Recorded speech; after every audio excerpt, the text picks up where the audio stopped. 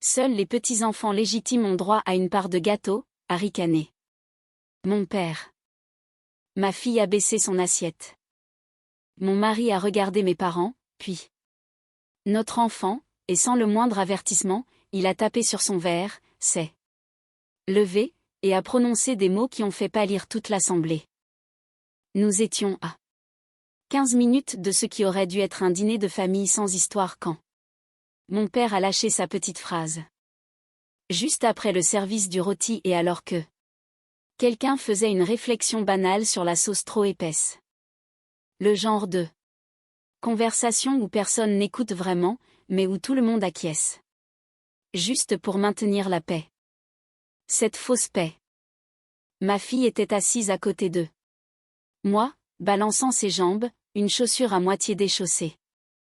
Elle attendait le dessert toute la soirée car elle avait vu la boîte de pâtisserie à notre arrivée et m'avait murmuré « chocolat », comme s'il s'agissait d'un code secret. Alors, quand mon cousin l'a apporté et a commencé à faire les parts, elle s'est avancée avec ses deux mains, comme le font les enfants de 4 ans. Totalement inconsciente que les adultes étaient sur le point de gâcher l'instant. Elle a obtenu une petite part, l'a équilibrée sur son assiette. Comme un trésor, a souri, et c'est là que mon père, sirotant son vin avec ce sourire suffisant que j'ai appris à détester en grandissant mais que je m'efforçais d'ignorer, a lancé tout haut, seuls les petits-enfants légitimes ont droit à une part de gâteau. La salle n'est pas devenue silencieuse immédiatement. Il y a eu quelques rires gênés. Quelqu'un s'est raclé la gorge. Il a fallu une seconde pour que les mots atterrissent, mais ils ont atterri juste devant une petite fille tenant sa fourchette et essayant de comprendre pourquoi plus personne ne souriait. J'ai regardé ma mère. Elle n'a même pas scié. Comme si elle l'avait déjà entendu et qu'elle était d'accord. Comme si c'était évident. Mon frère s'est soudainement pris de passion pour son téléphone. Mes cousins fixaient leurs assiettes. Et mon mari, lui, il fixait mes parents. Puis il s'est levé. Pas lentement. Pas de façon théâtrale. Juste comme s'il en avait assez. Il a tapé sur son verre une fois avec le manche de sa fourchette. Le son a résonné bien trop fort pour un geste aussi simple.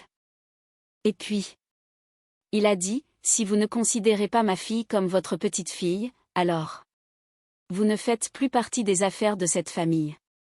Et si vous vous demandez si cela inclut l'argent que vous recevez chaque semaine, oui, ça s'arrête ce soir.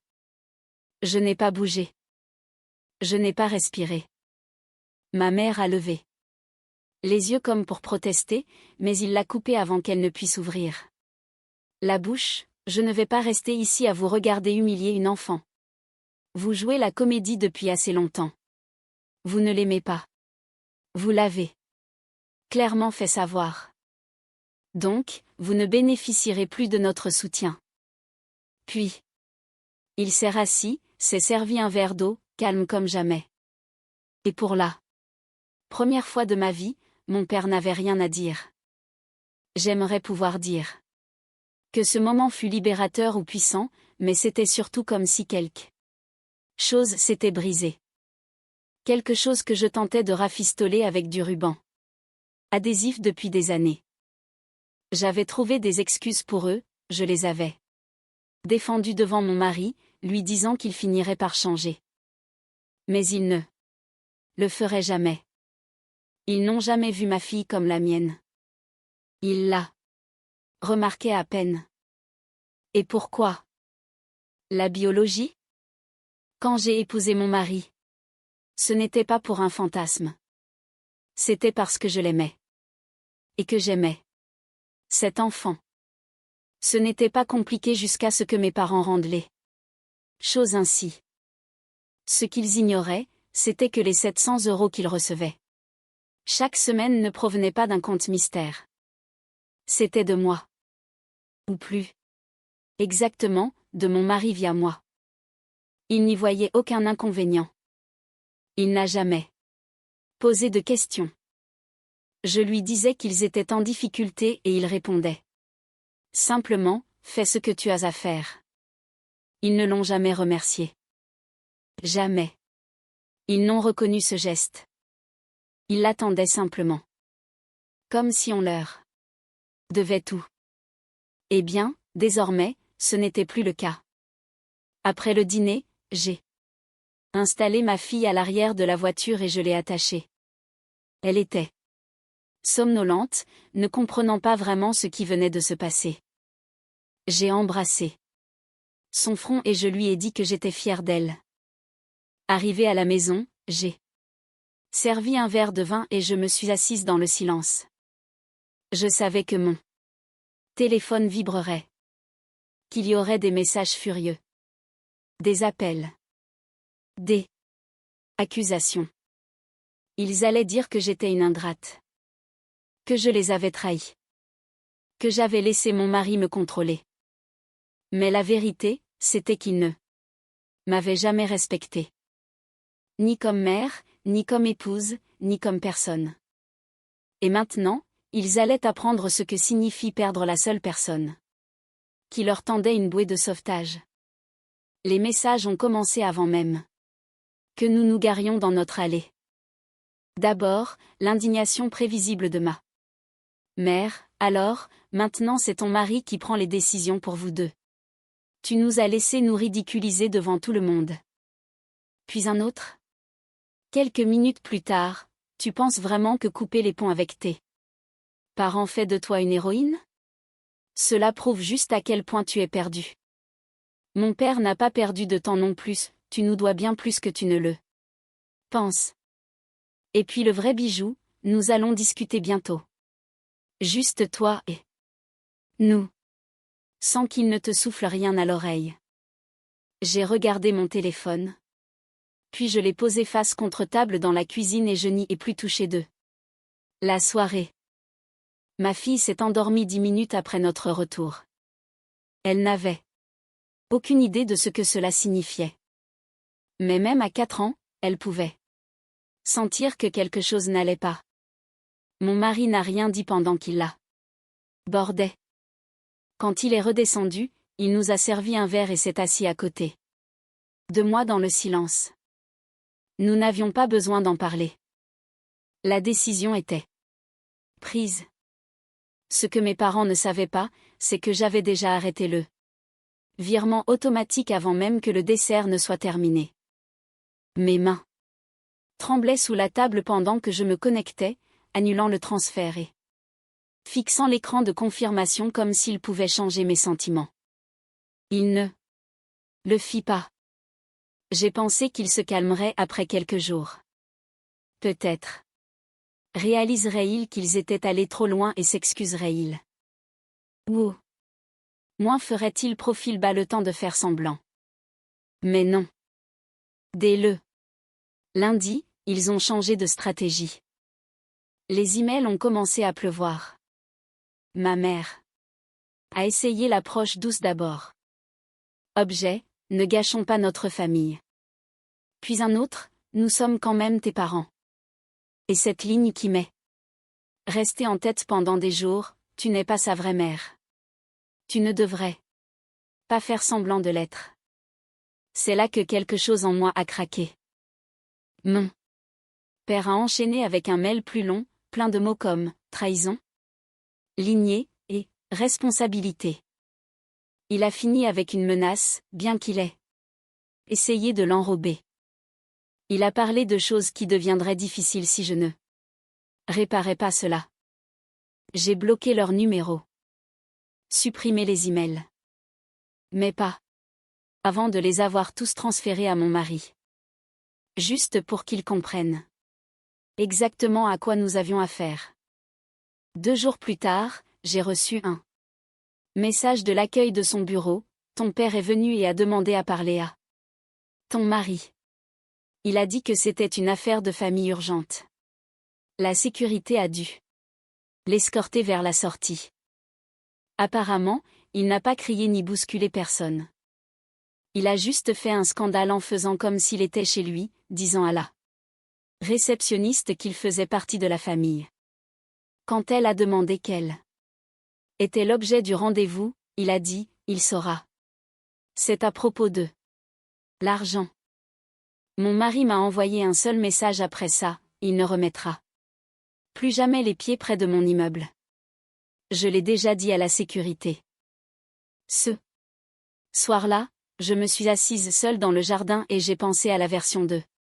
Moi qui se serait excusée pour tout cela. Celle qui les aurait appelés en lait. Suppliant d'accepter ma fille, ne serait-ce qu'un peu.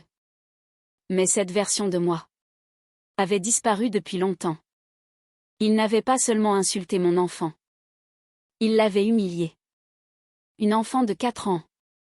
Ils ne l'ont pas murmuré. Derrière des portes closes ou déversées chez un psy. Ils l'ont dit avec du gâteau. Sur la table et 20 personnes dans la pièce. Ils voulaient une victoire. Publique. Ils ont eu une retombée publique. Le pire? Ils pensaient pouvoir contrôler l'issue. Que s'ils faisaient assez de bruit, je plierais. Que, par peur de briser l'illusion de la famille, je ferais tout pour les faire taire. Mais l'illusion était déjà brisée. Puis mon cousin Julien a appelé.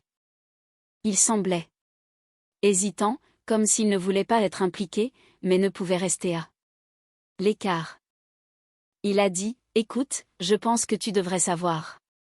Ta mère raconte à tout le monde que ton mari t'a forcé à les bloquer. Qu'il te manipule, qu'il coupe l'argent pour t'isoler. Elle a même dit à tante Marie qu'il était violent. Je suis restée silencieuse. J'ai laissé finir. Je l'ai remercié. Puis j'ai raccroché. Le changement n'a pas été soudain. Il a été progressif. Mais à ce moment-là, il a été définitif. Ce n'était plus une question d'argent. Ni même de respect. C'était la guerre. Et ils ont fait le premier pas. Cela a commencé. Comme toujours avec eux. Calme, manipulateur, calculé pour paraître innocent. D'abord, un message vocal de ma mère. Sa voix était basse, douce, artificielle. Je pense que nous avons tous dit des choses que nous ne pensions pas. Il est temps de passer à autre chose. Revenons à la normale. Rappelle-moi. Puis un email a suivi. L'objet, reconstruire la confiance. C'était 2 paragraphes de demi-excuses, dont la plupart rejetaient la faute sur mon mari. Coupable de m'avoir retourné contre eux. Elle disait qu'ils étaient prêts à oublier ce drame si j'étais prête à admettre que le dîner avait dégénéré. Elle disait que je devrais considérer tout ce qu'ils avaient fait pour moi et combien j'avais changé depuis mon mariage. Changé? Oui, j'avais changé. J'avais pris du caractère. C'est ce qu'ils ne pouvaient pas supporter. Après 2 semaines de silence de ma part, le ton a changé. Les messages sont devenus froids. Agressifs. L'un venait de mon père, un vrai chef-d'œuvre d'égo. Il prétendait que couper les vivres était irresponsable. Que j'avais une dette morale envers eux pour m'avoir élevé. Et qu'ils étaient désormais en danger de perdre leur maison à cause de mon accès de colère. Il a écrit, tu n'étais rien avant nous. Souviens-toi de ça. Puis, vers la fin du mail, une phrase qui m'a fait froid dans le dos, ne nous force pas à venir chercher ce qui nous est dû. Ce n'était pas clair. Propriété? Argent? Ma fille? C'était ça, le problème. Avec mes parents. Ils n'étaient jamais directs. Ils aimaient leurs menaces avec juste assez de flou pour vous laisser deviner. Pour vous faire peur. J'ai transféré l'email à mon mari et pour la première fois depuis le dîner, j'ai vu quelque chose de différent sur son visage. Il n'était pas en colère. Il était concentré. Calme mais tranchant. Il a dit, faisons en sorte qu'il ne puisse toucher à rien. Pendant les 48 heures suivantes, nous avons agi vite. Notre conseiller financier a passé chaque compte au crible. Tout ce que j'avais co-signé, nous l'avons fermé ou transféré. J'ai retiré mon nom des contrats d'utilité partagée que j'avais stupidement aidé à obtenir quand leur crédit était au plus bas. La carte de crédit commune, annulée. Les abonnements streaming qu'ils utilisaient sur nos comptes, verrouillés et bloqués. Puis j'ai appelé l'avocat. Pas parce que je voulais entamer une guerre juridique, mais parce que je voulais une documentation. Une piste claire. Au cas où. 3 jours plus tard, la sonnette a retenti. Une femme se tenait là avec un dossier et un badge. Protection de l'enfance. Elle a dit que quelqu'un avait déposé un signalement anonyme affirmant que notre fille vivait dans un environnement instable. Que sa mère biologique était décédée et que la femme qui l'élevait, moi, n'était pas légalement apte. Que le père pouvait être manipulateur et violent financièrement. Elle a utilisé ces termes exactement. Les mots que j'avais lus dans les emails de mes parents. Je les laissais entrer. Je n'avais rien à cacher. Elle a parcouru notre cuisine, jeté un œil dans le salon. Notre fille coloriait à la table en fredonnant. Elle a souri à la dame, a brandi son dessin de girafe bleue et a dit « C'est pour maman ». Le regard de l'assistante sociale a dérivé vers moi. Elle a hoché la tête, griffonné quelque chose et est partie. Elle s'est excusée, officieusement bien sûr, et m'a dit que ce genre de choses arrivait quand les gens sentaient qu'ils perdaient le contrôle. Elle ne l'a pas dit explicitement, mais je savais ce qu'elle voulait dire. Mes parents avaient passé l'appel. Ils avaient instrumentalisé une agence gouvernementale contre une enfant. Ils avaient franchi une ligne que je n'aurais jamais cru possible. Ce soir-là, je me suis assise sur le sol dans la chambre de ma fille, la regardant dormir. Sa girafe en peluche sous le menton, les joues douces et apaisées. Je savais ce que je devais faire. Je n'ai pas seulement bloqué leur numéro. J'ai supprimé toute trace, chaque souvenir, comme on nettoie une moisissure. Mon mari a changé les codes de sécurité de la maison. Nous avons installé des caméras à chaque entrée. Je me suis assuré que l'école maternelle avait mis à jour les contacts d'urgence avec des instructions précises, mes parents n'étaient autorisés à approcher nulle part. Puis j'ai rappelé l'avocat. Je veux une mise en demeure. S'ils essaient quoi que ce soit d'autre, je veux que ce soit consigné. Je ne veux plus jamais les voir près d'eux. Ma fille. Il n'a pas hésité. Ils vont devenir fous, a-t-il dit. J'ai répondu que je comptais bien là-dessus. Ils voulaient revenir dans ma vie, non. Pas parce qu'ils s'en souciaient, non pas par amour pour ma fille ou moi. Ils voulaient l'accès, le contrôle, l'argent, le pouvoir. Mais cette fois, je les ai laissés se noyer dans le silence qu'ils avaient eux-mêmes créé. Je leur ai donné exactement ce qu'ils avaient mérité, rien. 2 semaines ont passé. Aucun email, aucun message vocal, aucune visite des services sociaux. C'était trop calme, comme la partie d'un film juste avant que tout ne tourne mal. Mon mari et moi commencions à respirer à nouveau. Nous avons emmené notre fille à une fête locale en ville. Elle portait un petit sweat à capuche avec des oreilles et a choisi une citrouille presque aussi grande qu'elle. Nous avons ri, nous avons pris des photos, nous avons essayé de nous souvenir de ce qu'était la vie avant tout ce bruit. Ce soir-là, en la border, elle a demandé pourquoi nous n'étions pas allés chez grand-mère et grand-père depuis longtemps. Je lui ai dit doucement que parfois, les adultes oublient comment être gentils, et quand cela arrive, il vaut mieux leur laisser de l'espace. Elle a hoché la tête et a murmuré, « D'accord, maman. » Puis elle s'est endormie avec sa girafe. Le lendemain, mon frère a appelé. Je ne lui avais pas parlé depuis plus d'1 mois. Il avait toujours fait profil bas face aux drames familiaux. Jamais pris parti. Jamais fait de vagues. Donc, je ne m'attendais pas à ce que les premiers mots de sa bouche soient « Je pense que maman et papa préparent quelque chose. » Il n'appelait pas pour une réconciliation. Il semblait effrayé. Il a dit qu'il racontait à tout le monde qu'ils allaient réparer la situation avant les fêtes, qu'ils prenaient des dispositions financières pour réaffirmer leur droit sur l'entreprise familiale.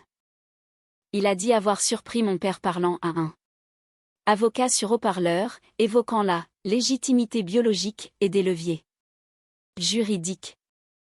Je lui ai demandé ce que cela signifiait. Il ne savait pas, mais il a ajouté, « Papa a dit à l'oncle Ray qu'il avait un moyen d'annuler ce qui s'est passé au dîner. Il a dit que tu n'es que le visage de l'entreprise. Maintenant, que c'est ton mari qui a le vrai contrôle, et que s'il insiste assez fort, il peut revenir dans la boucle. » Je l'ai remercié. Il a dit, « Ne leur dis pas que j'ai appelé, s'il te plaît. » Après avoir raccroché, je suis restée là pendant un long moment. Pas effrayée, pas en colère, mais stupéfaite. Ils ne lâchaient pas prise. Ils escaladaient. Ce soir-là, mon mari et moi avons sorti la boîte. C'était un coffre ignifugé au fond de notre placard. À l'intérieur se trouvaient des documents, les statuts de la société, des procurations, même les papiers officiels d'adoption que nous avions déposés le mois suivant notre mariage. Nous n'en avions pas parlé à beaucoup de monde. C'était un processus discret. L'acte de naissance original portait encore le nom de sa mère, et nous ne l'avions pas changé par respect. Mais légalement, sur chaque ligne pertinente, j'étais sa mère. Personne ne pouvait changer cela, pas même mes parents. Le lendemain, notre avocat a fait délivrer la mise en demeure. Elle a été envoyée par coursier. Mon père a signé lui-même. 2 heures plus tard, j'ai reçu une notification du système de sécurité. Il y avait du mouvement devant notre portail. J'ai ouvert le flux de la caméra. C'était mon père, debout, juste à l'extérieur du portail, tenant une enveloppe.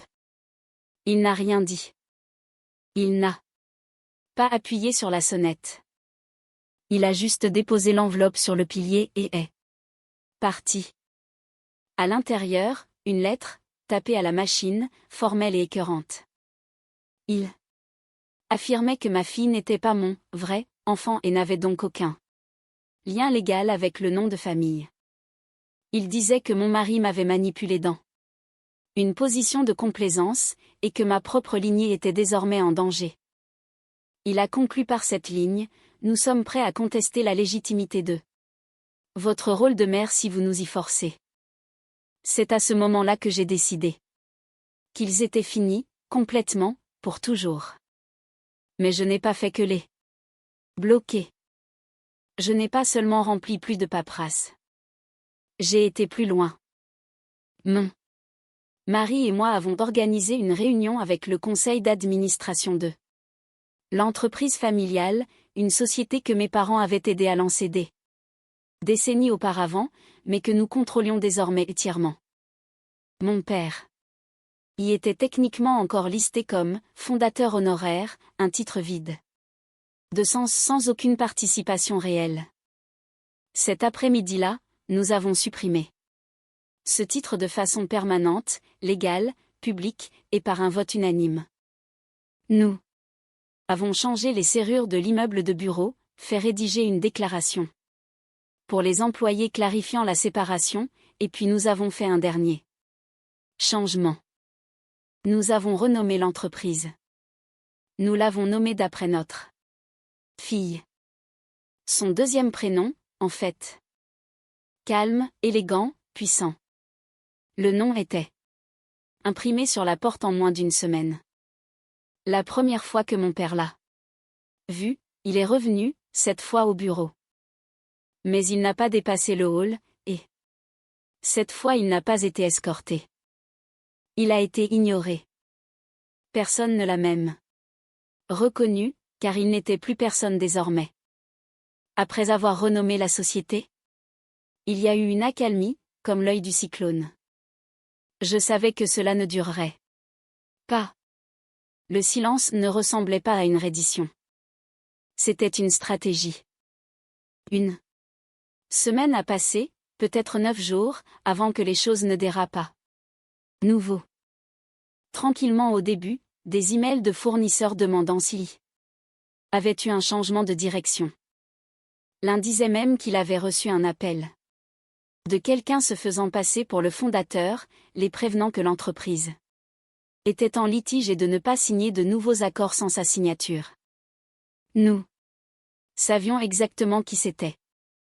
Il utilisait le titre que nous lui avions retiré. Des semaines plus tôt, fondateur. Peu importe qu'il n'ait pas levé le petit doigt depuis plus de 10 ans. Il s'accrochait à ce titre comme s'il signifiait quelque chose de plus qu'il ne l'avait jamais fait. Lorsque nous avons clarifié la situation avec chaque fournisseur, l'histoire s'est rapidement effondrée. Mon père avait contacté de nombreuses personnes liées à l'entreprise, clients, anciens fournisseurs, même d'anciens employés, racontant qu'il y avait une fraude, que j'étais mentalement instable et que mon mari manipulait tout en coulisses.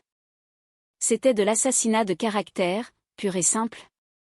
Mais le coup suivant n'est pas passé par les affaires. Il est passé par ma fille.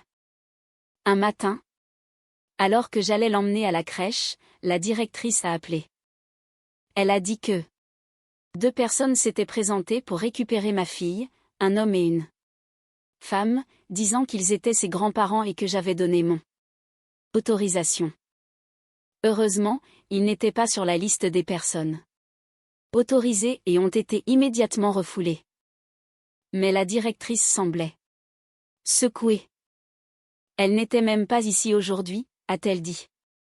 Il ne le savait pas. Il pensait qu'elle les attendait. J'ai raccroché et j'ai appelé notre avocat avant même de pouvoir finir de lasser mes chaussures. Ce n'était plus un drame mesquin. C'était de l'ingérence. C'était réel. Dans l'après-midi, nous avions une ordonnance de non-contact formel. Des copies envoyées à la crèche, au pédiatre de ma fille, à notre société de sécurité. Nous avons mis en place une base juridique stipulant que si l'un d'eux approchait à nouveau, ils auraient affaire à la police, pas à des avocats. Mon mari est resté calme, mais il a changé toutes les serrures de la maison ce soir-là, par précaution. Puis vint le coup final. Nous avons été notifiés de documents juridiques 2 jours plus tard. Mes parents nous poursuivaient, non pas pour la garde, non pas pour diffamation, mais pour préjudice émotionnel et financier. Le fondement de leur plainte ? Que j'avais abandonné mes devoirs de fille, que le retrait public de leur nom de l'entreprise avait causé une humiliation irréparable, et que les paiements hebdomadaires de 700 € avaient établi une dépendance que nous avions illégalement rompue. J'ai ri en lisant le passage où ils écrivaient que j'avais coupé leur bouée de sauvetage, par pure méchanceté. Ils pensaient qu'après tout ce qui s'était passé ou le signalement aux services sociaux, le coup de la crèche, la calomnie, ils pouvaient encore utiliser les tribunaux pour obtenir quelque chose de nous. Notre avocat a réglé ça vite. Sans aucun fondement. C'était rejeté avant même d'atteindre une audience. Mais cela a rendu une chose limpide, il ne s'arrêterait jamais. Il ne cherchait pas à réparer quoi que ce soit. Il ne cherchait pas à guérir. Il cherchait à gagner quelque chose, n'importe quoi. De l'argent, du pouvoir, du contrôle, ou même juste de l'attention. Alors j'ai fait quelque chose que je n'aurais jamais cru faire. J'ai tout dit au reste de la famille. Je ne l'ai pas fait en ligne. Je n'ai rien posté de dramatique. J'ai organisé un petit rassemblement dans une salle municipale. Aucune pression. Juste une note discrète à tous ceux qui avaient un jour demandé pourquoi j'étais distante avec mes parents. La plupart sont venus, tantes, oncles, cousins, même mon frère qui avait cessé de répondre après m'avoir prévenu. J'ai tout apporté, les emails, la mise en demeure, la lettre qu'ils avaient laissée sur notre portail, le rapport de la crèche, même les images de notre caméra de sécurité. Je n'ai pas hurlé. Je n'ai pas pleuré. J'ai juste laissé la vérité parler. Quand j'ai eu fini, j'ai dit ceci, je ne vous demande pas de les haïr, mais je vous demande d'arrêter de me demander de les pardonner.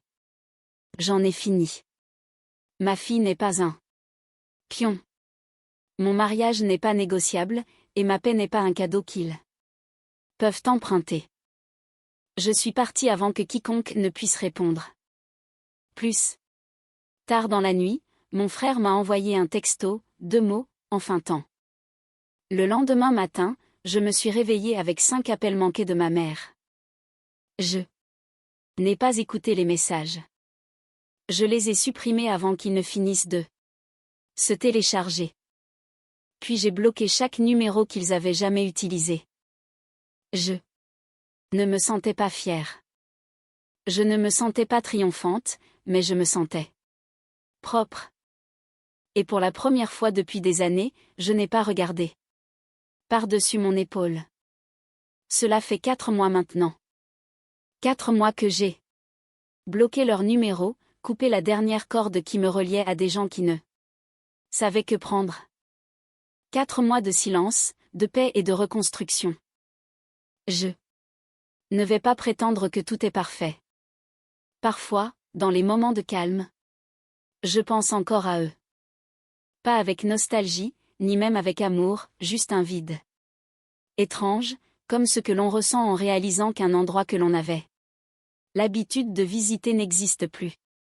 Certaines nuits, je me souviens de la façon dont mon père avait l'habitude de me ramener des bonbons de la station-service quand j'étais petite, ou comment ma mère fredonnait en faisant la vaisselle. Les choses douces, celles qui rendent plus difficile de croire en ce qu'ils sont devenus. Mais ensuite, je me souviens d'une enfant de 4 ans, tenant une fourchette et fixant une assiette de gâteau qu'on lui avait dit ne pas mériter, et c'est là que la douleur disparaît, à chaque fois. J'ai eu des nouvelles de quelques proches.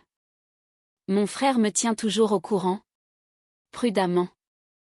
Il dit que nos parents n'ont pas cessé d'essayer de diffuser leur version de l'histoire. Comment je me suis retournée contre eux, comment mon mari m'a manipulée, comment ils ont été expulsés de leur propre entreprise familiale. Ils oublient la partie où ils ont humilié une enfant, déposé un faux signalement aux services sociaux et tenté de se pointer à la crèche. Ma mère a même essayé d'envoyer une carte d'anniversaire le mois dernier. Il l'a donnée à un ami commun qu'il a apporté à mon frère. À l'intérieur, un billet de 50 € et un mot disant, de la part de grand-mère. Toujours là si tu as besoin de nous. Je ne l'ai jamais vu. Mon frère l'a jeté avant que je ne puisse le faire. Il m'a dit, ils n'ont pas fini. Ils ne savent juste pas qu'ils ont déjà perdu. Et c'est la vérité. Ils ont perdu. Pas seulement l'accès à l'argent ou le contrôle sur l'entreprise. Ils m'ont perdu. La fille qui se torturait l'esprit. Pour les rendre fiers. La femme qui croyait autrefois que la loyauté signifiait le sacrifice, même au prix de sa tranquillité. Ils ne rencontreront jamais la femme que je suis devenue le jour où j'ai choisi mon enfant plutôt que de préserver leur orgueil. Et je comprends enfin aujourd'hui. La famille, ce n'est pas le sang. Ce n'est pas l'obligation. Ce n'est pas garder des secrets pour éviter les conflits. La famille, c'est ceux qui restent quand tout s'effondre. Ceux qui construisent avec vous. Ceux qui mettent votre enfant en premier sang. Qu'on le leur demande. Mon mari ne m'a jamais demandé de choisir. Il a juste attendu, calmement, patiemment, pendant que je me débattais avec la culpabilité. La confusion, le chagrin de réaliser que mes parents ne m'avaient jamais réellement vu. Ni comme mère, ni même comme personne. Et ma fille, elle, continue de dessiner ces mêmes images. Celles qu'elle a scotchées sur le frigo là. Semaine dernière comportait 3 bonhommes bâtons. Un grand avec des lunettes. Une plus petite avec de longs cheveux bruns, et une minuscule en robe rose. Au-dessus, dans son écriture hésitante, il était écrit « Ma famille ». Personne ne manque. Pas une seule place à prendre. C'est là que j'ai su que je ne l'avais pas seulement protégé. Je nous avais protégés. J'ai mis fin à un cycle qu'elle n'aura jamais à vivre. Et c'est l'héritage que je retiens, bien au-delà de tout ce que mes parents m'ont jamais donné. Ils ont essayé de revenir. Ils ont tout tenté. Mais il ne reste rien à déverrouiller. Chaque porte est fermée. Chaque numéro bloqué. Chaque mensonge exposé. Je ne voulais pas que ça se termine ainsi, mais je ne regrette rien. Car j'ai perdu mes parents, mais j'ai trouvé ma voie.